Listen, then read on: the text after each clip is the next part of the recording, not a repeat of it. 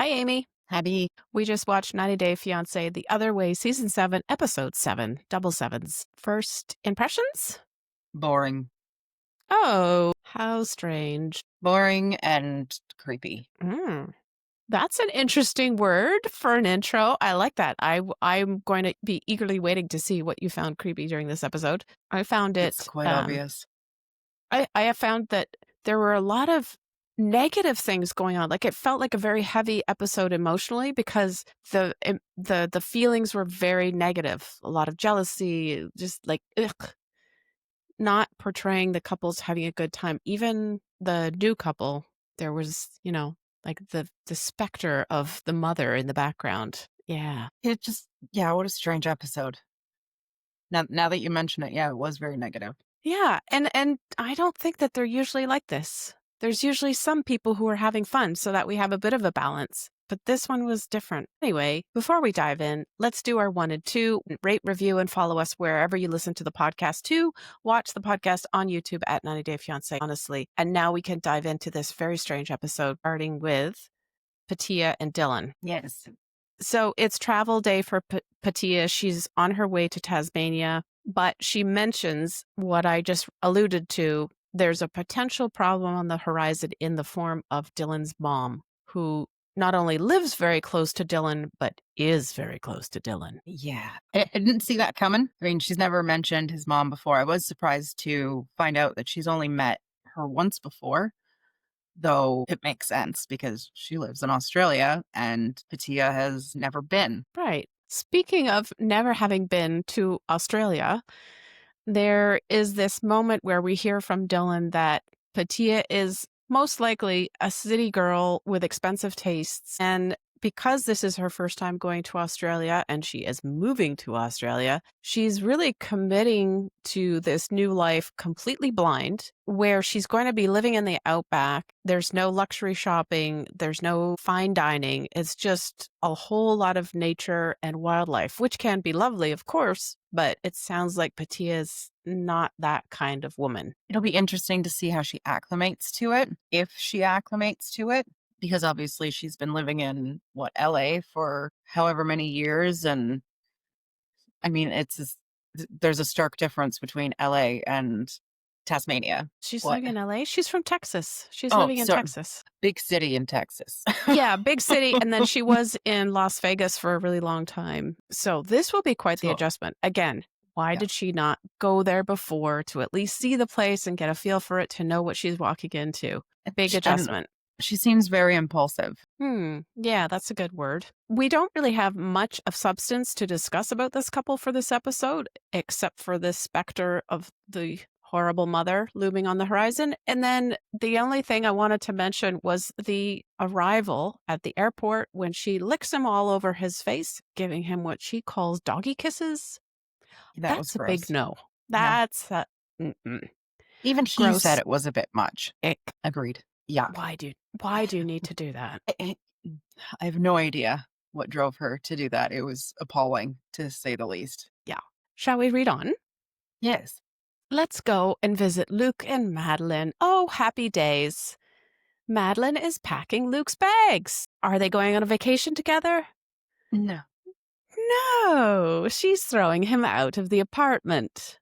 So mature. So very, very real and not at all fake, right? I was really surprised that he said that he smells awful, even though he's covered in cake. That was also very shocking. I would love a man who smelled of cake. Mm-hmm. But apparently it smells awful, even though both of them were going on about how delicious it was. Whatever. Again, fake. Yeah. And then that scene where she's trying so hard to make herself cry. Fake. Yeah, awful. Please. It's so obvious that this is a performance. Why do we need to see this? Why can't we see them be real? I was also confused when she told him to get out, and then all of a sudden she's in bed and he walks into her room. I guess he didn't leave, and she, what?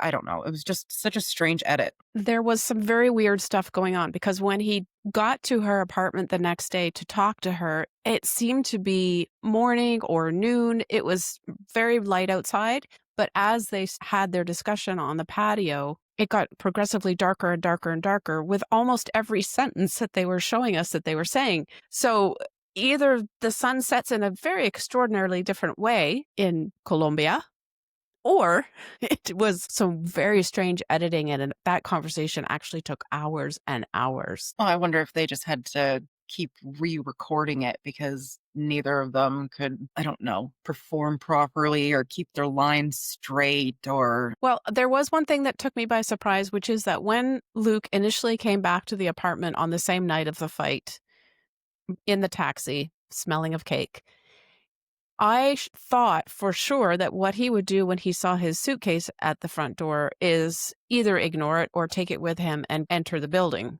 I did not expect him to take the suitcase, go back to his taxi, and go find himself a hotel. This is a guy who has no money, Mhm. apparently. So why is he spending it on a hotel when they've just been going through the crazy budget of the wedding and striking things off the list of things that they were planning to have in order to accommodate his reduced budget? What? I also made a note about that, and it was, haha, can he afford it? Yes. Equally, can he afford the flowers that he decides to buy the next day before he goes over to the apartment? This is just a waste. This is throwing good money after bad, or whatever that expression is. Why does he need to do this? He saw the flowers that she destroyed and left on the front stoop the night before. Why does he think that spending more money on her through flowers would be a good idea? Beyond me.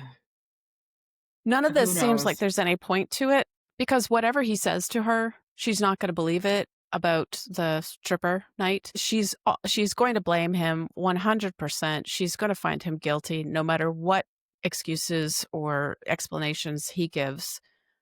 So, yeah, I have Whatever. no words. Though, Whatever.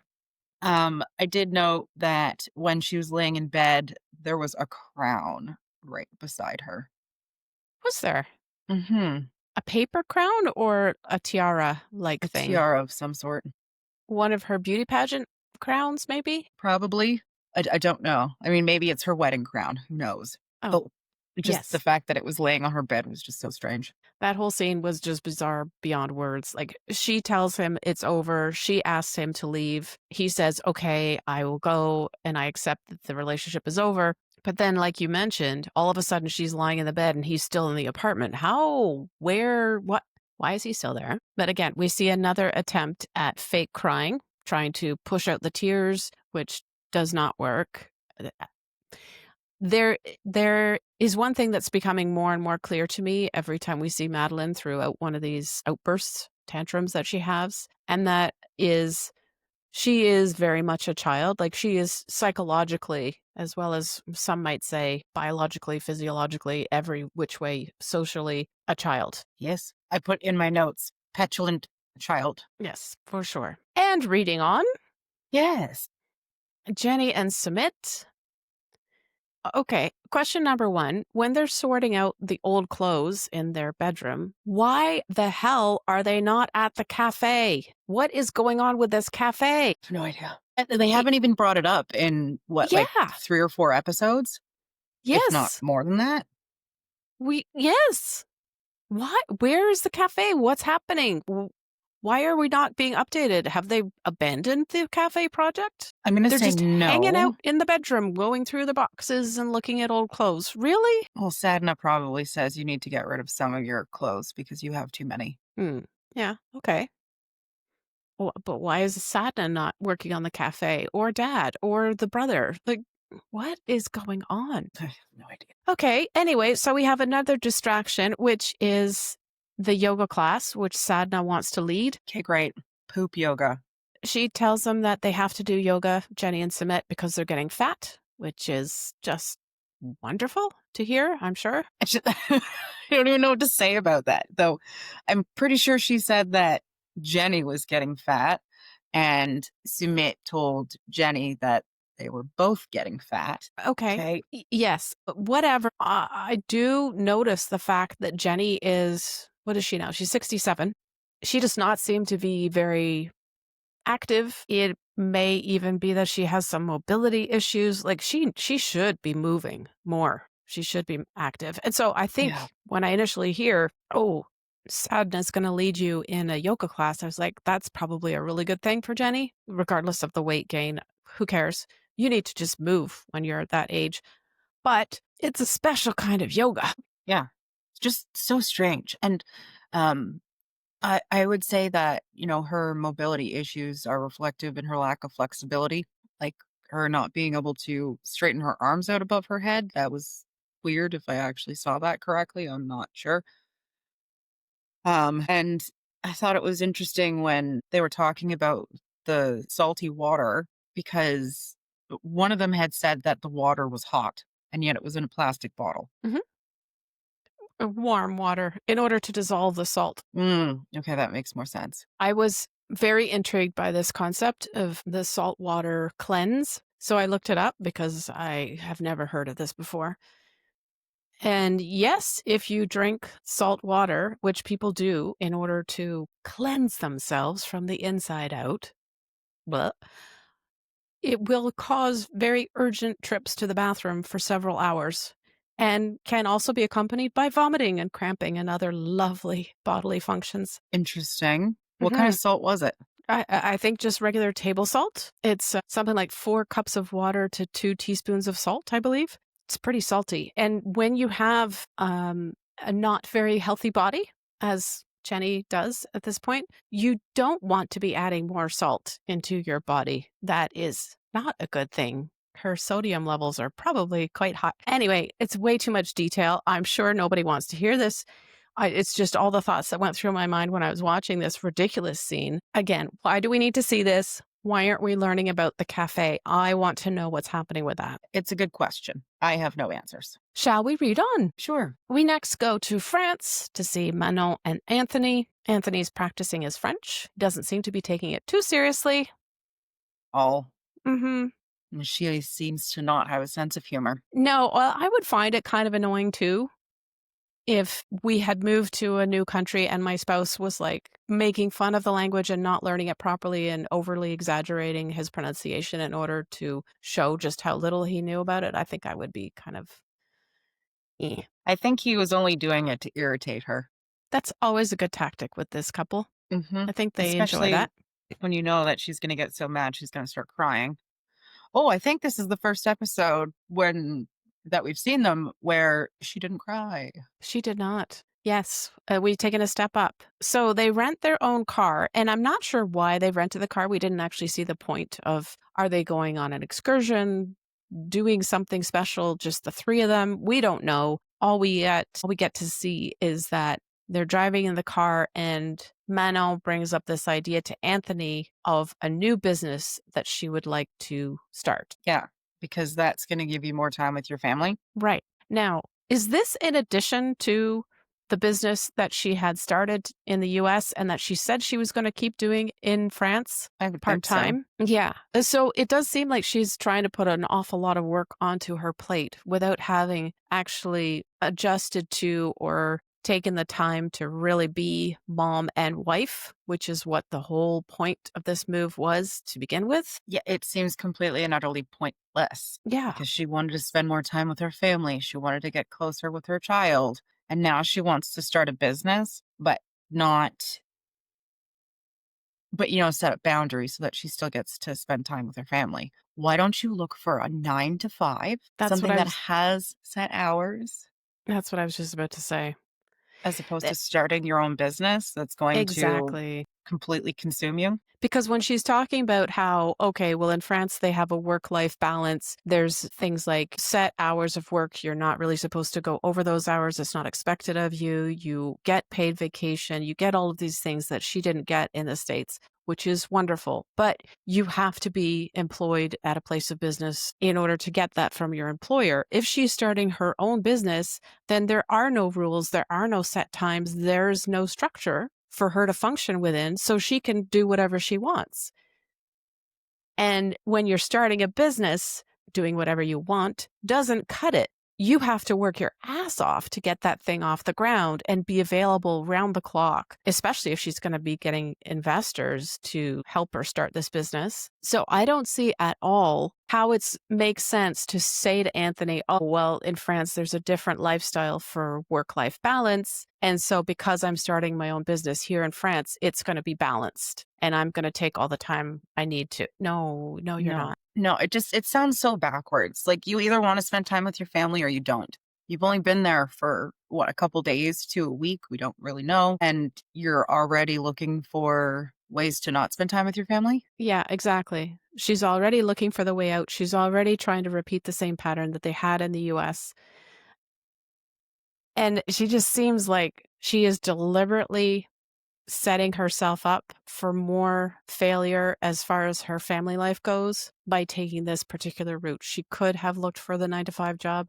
She could have just stayed away and waited for Anthony to get his job, which presumably will be full time. And then she could have just been satisfied with whatever part time work it is that she brought over with her, because that's what we learned about her in the first episode. But no, So, but no. no. And It's how is this. your business going to succeed with you deciding, oh, I'm going to take the weekend off and I'm not going to work past 5 o'clock and whenever my family needs me, I'm just going to disappear? No, the beauty business is so competitive. Like she's going into an industry which is so incredibly hard to make a success in, of, about, whatever, you know. I'm following. I'm following. And Yeah. and she doesn't like her business idea isn't unique. So what No. is she going to do to set her product, her brand apart from all of the other competitors? Yeah, there's already a really huge French brand, L'Occitane, Mm. which is based in Provence in the south of France, and they base all of their scents around the lavender and all that stuff. So, and that brand has been around for decades. I don't My know. s- my sister got me a gift set for Christmas one year. It's quite lovely stuff. It is nice stuff. Yeah, expensive too. Shall we read on? Okay, this is when it gets creepy. Oh, okay, good. So this is Chloe and Jonathan. Bring on the creepiness. What is up? Okay, so he says that he wants to stop sharing his location and she wants to prove to him that she can trust him. So she says yes, and yet she follows him to work and watches him from a tree. Which she has done before. Yes. Like And she crazy. brought her friend along for the ride too. Well, I mean, she had to bring her friend because her friend has a car. So Hmm. she's directing her friend to just go here, go there, keep going straight. The friend doesn't even know where they're going or what they're doing. She gets ambushed. It's unhinged. It's so creepy. Like she wants him to trust her and yet she's stalking him. Hmm? Yes, she is. That's very unsettling. Yeah. And like, what would she do if she sees Johnny swinging from the rope with a woman on his back, which is what she specifically asked him last time not to do anymore because that is her line in the sand? What's she going to do if she sees that? She's going to have to admit to him that she was spying on him from a tree, which is creepy, as you said. And then what? He's going to love it that she comes and creeps on him during the day when he's working, and he'll say, "Oh, baby, I love you so much. That's so cute. Okay, I'll stop. I'll stop with the women on my back." Like, I had this vision of her just coming out from the bushes, just screaming at him from the shore. And again, you want to show him that you can trust him. And then what if he does do something? Are you going to out yourself? Are you going to go home and then be all salty about it and just be a complete jerk and you can't tell him why because then he's going to know that Yeah. you've been stalking him, which obviously does not support the advancement of trust. Absolutely not. It's just it's just so ridiculous. She's so oh. Yeah, I have no sympathy for Chloe in this particular instance. She knew what he did for a living when she got together with him. She knew this was part of how he earns his money. He has shown her that he wants to settle down. They have talked about being together in this house and being a family. So why can't she just give him a chance to prove that? Again, I feel like this is much like Madeleine's situation where it's just a case of the immaturity is shining through so much. there's no way that Chloe's going to be able to let go of her jealousy unless he quit the job, which we know he's not going to do because it's probably earning him tons of money, or unless she somehow matures or gets advice from someone. And this is where I was hoping mom would be there already, but where is she? Like, why isn't she there yet? Have we not even had a week on I Aruba yet? It feels like a month. Yeah, it feels like so much time, and yet mom said she would be there within a week. So maybe if mom was there, she would be able to say to Chloe, "Look, you're being a little bit kooky. Stop hanging around in trees, spying on Jonathan. Give him some space." No. No, when she mentioned that she had a friend, I was like, "Okay, great, she's got something to do with her time." Yeah. She ends up stalking him. I was like, "Well, that didn't work out very well." And No. I felt bad for the friend. I'm really surprised that the friend stayed around, but I wonder if it's because she was just so mind blown. Like, "I can't believe that you're doing this." Yeah. And at what point does her friend say, "What's wrong with you?" Well, the friend does exist in the same sphere that Chloe does with having a boyfriend who is in the hospitality industry. So she does relate to the jealousy, I guess, but the stalking? Mm, uh, no. That that's too far. It That is. is way, way too far, and I found Yep. this to be very, very uncomfortable to watch. Mhm. Yeah.